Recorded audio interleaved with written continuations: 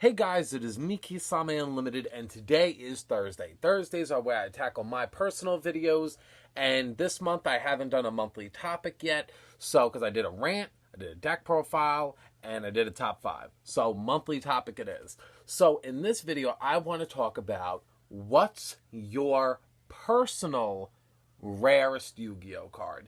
You see, for the people that are new to the channel, a lot of veterans of this channel know that I am a hardcore collector in Yu-Gi-Oh! I've taken a hiatus on collecting, but I still have the rare cards that I've collected over the years. The cards that I still have, I have them locked in a safe in my room. Because I bought a nice big safe, and I gotta protect my goods. For me, I've never taken my rarest card and brought it to everyone's attention and said, hey, everybody, this is my rarest card. Now, what's everyone's rarest card? So that's going to be the point of this video. So, in my opinion of going, because it's very hard to judge this card as my rarest card. In my opinion, I believe it's my rarest card because of the amount of prints of it and how it's almost impossible to find. My rarest card in Yu-Gi-Oh! Is Stardust Divinity. Stardust Divinity is a light, level 10 fairy synchro type effect monster that's basically a match winner, 3,000 stats, and he came out in 2011. And the thing about why Stardust Divinity is so rare is Stardust Divinity is only 50 prints in the whole world, so there's only 50 of this card in the whole world, and it came out in 2011 when the tsunami hit, and there was a very low attendance of people going to that event. So because of that, this card was very, very sought after. Now, the ironic thing about me with Stardust Divinity is I got Stardust Divinity when Stardust Divinity was much, much cheaper. My knowledge, and this is just me ballparking, this isn't an estimated value, I believe Stardust Divinity ballparks anywhere between $2,500 to $3,000. I think that Stardust Divinity is anywhere between that. When I got Divinity, I think I paid $900 to $1,000 for him. This was the most I ever spent on a single Yu-Gi-Oh card on myself. Now, a lot of people that are new to the channel are like, what? But you see, for me, it's like, I really was captivated by the match winners. The thing I loved about the match winners was that they were an exclusive set of cards that I never knew about.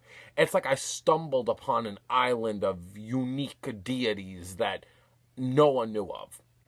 And I was one of the very few people to go on YouTube to document these types of cards so that a lot of other people knew.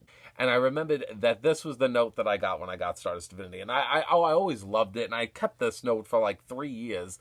And I was like, it just hit home for me and I loved it. It's the note says, thank you for every time's purchase. You are lucky to be able to obtain this rare card. I hope that your Yu-Gi-Oh collection will be satisfied. And then the guy that sold it to me. Now, the guy is foreign. He's like from Japan. So, I mean, I wasn't expecting it to be a perfect English.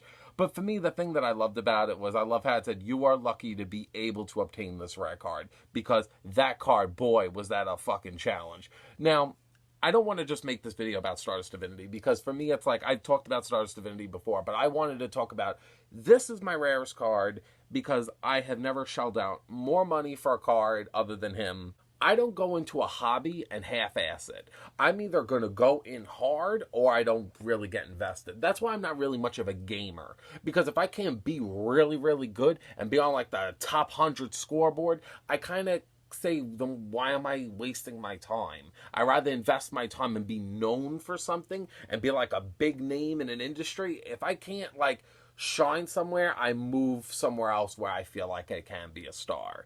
That's how I am in Yu-Gi-Oh! And I feel like I did. I feel like, you know, I love that about Stardust Divinity. Stardust Divinity, he's like such a staple. I love him. He's like a good, like, right, he's been like my rarest card for like 3-4 years. All I could do is just pitch my rarest card to you guys and then read the comments below of everyone else's rarest card. I'm very curious because for me, I'm very big on collecting. I've even thought about bringing back the extremely rare cards edition because I was chatting it up with my friend and I was like, he was like, are you sure you want to do that? And I'm like, to be honest, I still know a lot of vintage cards. They may not be hundreds and hundreds of dollars or even in the thousands, but I know cards that are just really rare in this game that are very old and vintage and dated, and I wouldn't mind adding them to my collection because they're part of Yu-Gi-Oh history, and I love that quality about this game, because as much as this game shifts and goes around and I go bumping and bumping, because this game is very like, you know, ping pong. You go from one thing to another, back and forth, back and forth.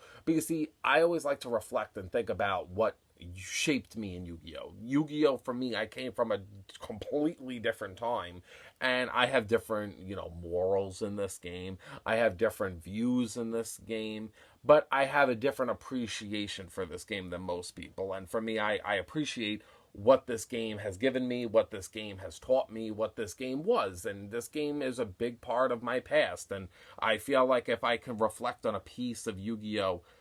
Like history like that, it also just showcases my worth in the game, and I like that. So I know that other people probably feel the same. Like, a lot of people, like, because before that I had cards that were like noticeably rare. I had like a Ghost Stardust Dragon that I had the original Harpy's Pet Dragon, the crooked Red Eyes Metal Dragon that he used against Bandit Keith. Like, I had a lot of rare cards, and they don't have to be prize cards to be considered rare.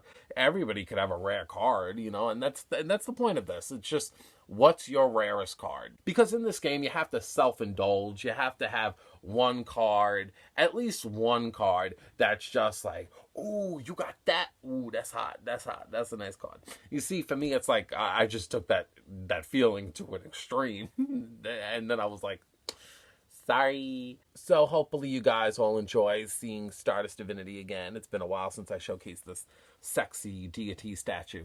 So, yeah. So hopefully you guys enjoyed this video for what it was. And, you know, you comment below yours. And maybe if you guys, you know, I would love to hear your guys' opinions, because I haven't showcased the Extremely Rare Cards edition in so long.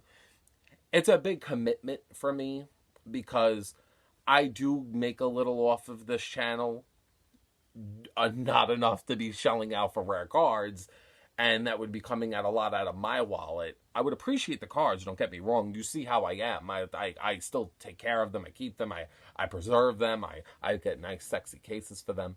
It's just, for me, it's like, it's a big stepping stone to open up that can of worms. So, I mean, if you guys would really comment below and say that you really missed it, that you really want to see that again, maybe I will change my mind and maybe I'll go back into that world. But I don't know. I had fun doing it. It's just expensive. It's just an expensive hobby.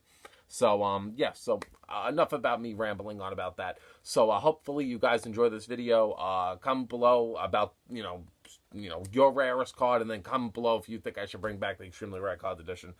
Stay tuned for Saturday. Me and Spidey are going to upload our own personal joint video together. And, yeah, like the video if you haven't. 400 likes would be the goal. Subscribe to the channel if you're new. Ring the bell, and I'll see you guys on Saturday. Bye.